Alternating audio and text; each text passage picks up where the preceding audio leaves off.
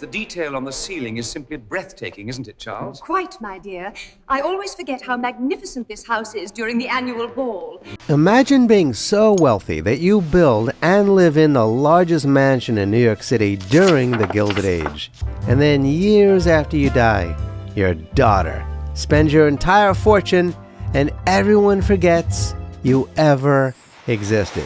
Well, sadly, that's what happened to William A. Clark. Yep, chances are you never even heard of him. Well, let's see if we can change that right now.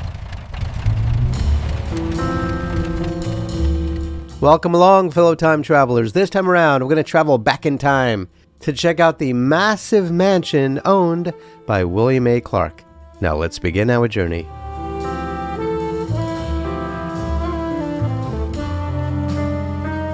The William A. Clark House was a Beaux-Arts mansion built at the northeast corner of 5th Avenue and East 77th Street on Manhattan's Upper East Side. A few blocks from where I used to live, by the way. Senator William Andrews Clark, the Montana copper magnate and banker, commissioned the New York architectural firm of Lord, Hewlett and Hall in 1897. Construction began in 1898 but was repeatedly delayed by lawsuits from neighbors and by Clark's own constantly expanding demands.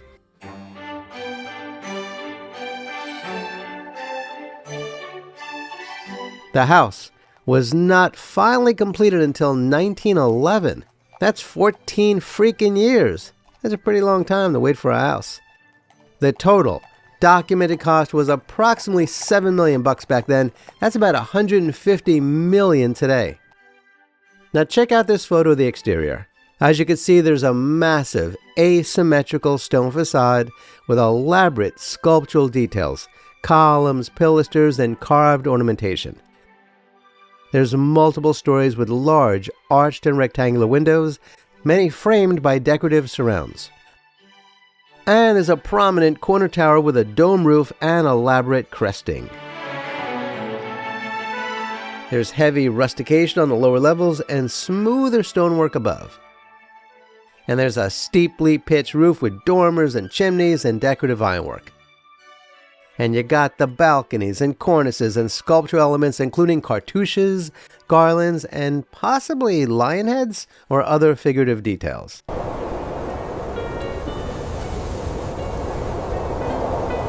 Now check this out. The mansion contained 121 rooms, 31 bathrooms, 4 picture galleries, an underground swimming pool, a concealed automobile garage, and they say that there was even a private railroad spur beneath the building for delivering coal. Mr. Clark purchased an entire granite quarry in North Jay, New Hampshire, wherever that is. Have you ever been there? Never heard of it. For $50,000. That's nearly 2 million smackaroos today. And he even built a special railroad branch to ship the stone to New York. He also acquired the largest bronze foundry in New England, employing 200 men to cast all metalwork on site. But what about all the marble, you might be wondering? Well, check this out. The marble was imported from Italy. Quartered oak paneling came from Sherwood Forest in England. Ooh, that sounds cool. And numerous architectural fragments were taken from French chateaus. Now, as far as the exterior, the house occupied a plot measuring roughly 77 feet on 5th Avenue by 250 feet on 77th Street. And so it was the second largest 5th Avenue frontage of any private residence opposite Central Park, surpassed only by Andrew Carnegie's mansion. The 5th Avenue facade was clad in granite with 3 wide bays. Along 77th Street, the house presented a long, steeply pitched mansard roof and a prominent 4-sided central tower topped by a 3-story arched pergola that was visible from much of Central Park, which of course was much easier back then, don't you know? The house rose 9 stories above ground, plus extensive basement levels, you know. And notable features included a subterranean Turkish bath faced in Numidian marble. And what do you know, there was a banquet hall with a 15-foot wide fireplace carved with full-length figures of Diana and Neptune. And a second-floor rotunda 36 feet high lined in Maryland marble with 8 columns of violet marble. There was an attached conservatory of brass and glass that was 30 feet high and 22 feet wide. And a 95-foot-long, 2-story main picture gallery with a loft containing what was then the largest residential pipe organ in America. And there was something called the Salon Doré, which was an intact 18th century French paneled room removed from the Hôtel de Clermont in Paris and reinstalled as the principal reception room. And there was a 90-foot-long Gothic library with beamed-in oak and containing a massive carved stone fireplace.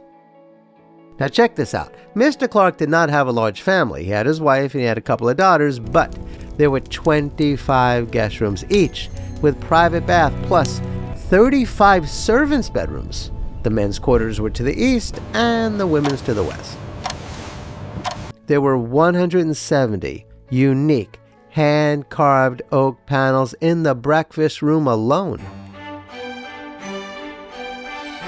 Now, Mr. Clark had quite a large art collection, and it was displayed in the house, including paintings as well as tapestries that were formerly owned by Prince Murat and the Earl of Coventry. So you know they must have been good. Unfortunately, William A. Clark died in 1925. His widow, Anna, and youngest daughter, Huguette, soon moved to a full-floor apartment at 907 Fifth Avenue. I'm going to tell you why in a minute. You see, later that year, the mansion was sold to developer Anthony Campagna for $3 million. Campagna demolished the house in 1927, barely 16 years after its completion, and erected the present 12-story apartment building at 960 Fifth Avenue. Now, you might be wondering why only one daughter lived there. Well, unfortunately, daughter Andre Clark, did I say that name right? Andre? What do you think? Andre?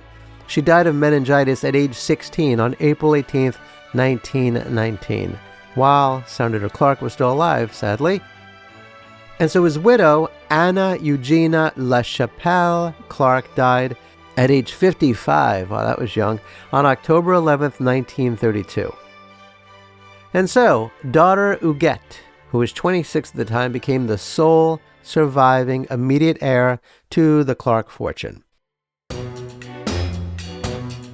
So, what happened to Mr. Clark's vast fortune? Well, in his will, William Clark bequeathed the bulk of his art collection, valued at nearly $3 million in 1925. That's about $54 million as of the time of this recording, to the Metropolitan Museum of Art. That's in New York City.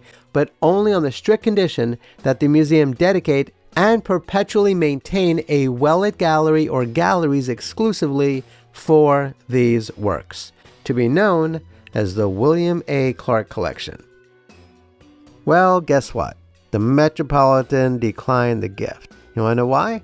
They cited their inability to guarantee the required permanent, exclusive space in perpetuity. And so the Corcoran Gallery of Art in Washington, D.C. eagerly accepted the bequest instead.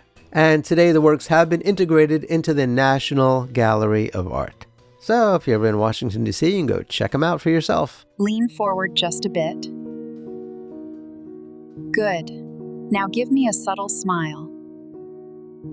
So that leaves us the story of Huguette, doesn't it? Now, I've talked about her before. You can even watch the video about her on this channel. You see, she inherited hundreds of millions of dollars, but she did nothing with her life. I mean, nothing.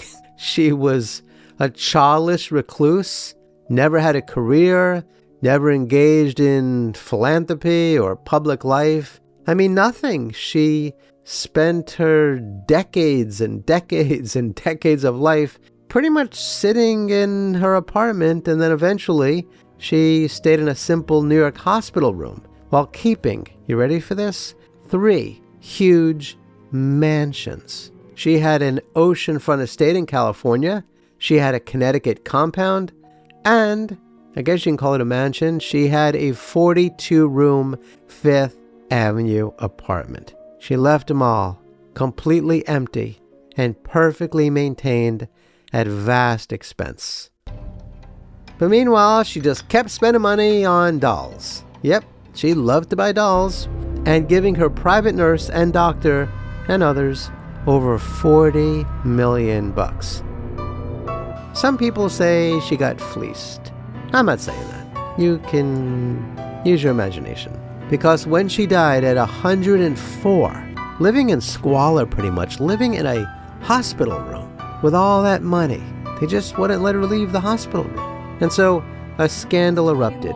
There was a contested will, there was accusations of elder abuse and forgery, and there was a criminal investigation. Just a few more flourishes, dearie. And what do you know? The nurse returned millions, and distant relatives, who didn't even freaking know, got about $34 million.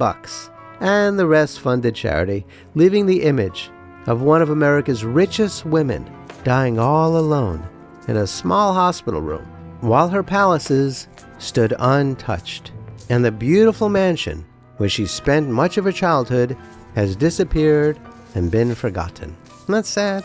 I think that's kind of sad.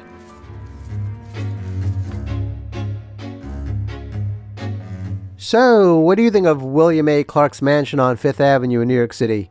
If you're rolling in dough, would you live in a place like that? You know I would. Please share your thoughts in the comments below. Kindly remember to like, share, and subscribe, and hit the notification bell. Please check out the links below to learn how to support my research and productions. Kindly be kind to all of our fellow Earthlings, and please do not harm them. And do yourself a favor and go to a local shelter and adopt a cat or a dog or both. You and they will be very glad that you did. Until next time, especially if you're driving to one of your empty mansions, I wish you safe travels on all your journeys.